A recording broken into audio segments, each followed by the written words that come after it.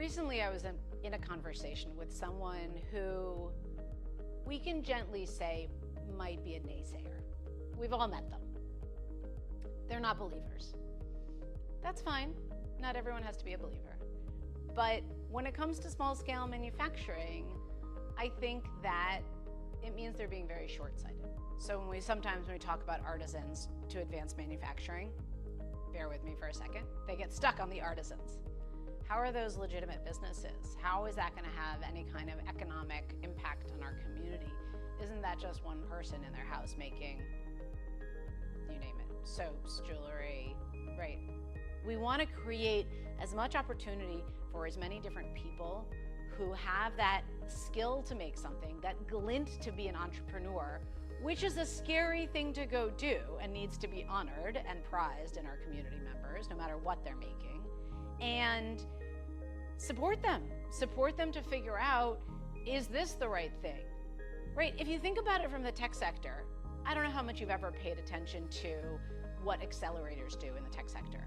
They take people that they believe in, and what do? They say, well, your original business idea might be right, but go test it. And if it's not right, we're gonna help you pivot until you find the right business model, and then we're gonna help you scale it.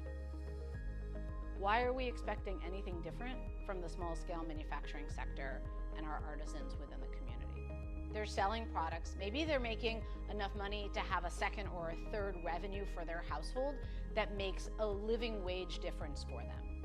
Maybe they're creating a product that we can do small batch production of, and they could hire 5 people in the community to good paying jobs over time. Maybe they're gonna scale and become a 20-person silk screen printing company that supports traveling bands traveling all over the country for their album performances all over the place. These are all real examples, obviously, of businesses I've met as they've grown across the country.